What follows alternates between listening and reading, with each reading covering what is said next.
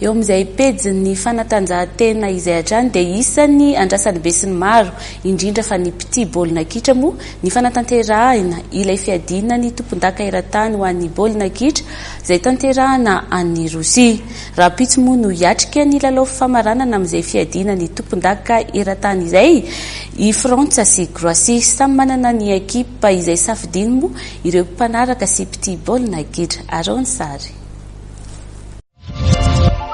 Za aloha hatramin'izay maka Frantsa hitantsika eo 0-0 Frantsa mahazo io fa mahihany aloha Kroasia fa Frantsa io 0-0 Croatie io rosahay fa sanatria io tsy rosahay pénaux io. Mon pronostic c'est que l'Europe va gagner. Que le meilleur gagne. Dia iny fanadihadina mikasika ny fiadina ny tompon-daka eran-tany ho an'ny baolina kitra izay ho tanterahana any Rosia. Raha pitso iny ny famaranana no entintsika anakatonana ny fotoana ny fampahalalam-baovao amin'ity alina ity. Ankasitrahana feno ianao nanaraka ny vaovao hatramin'ny farany. Veloma tompoko.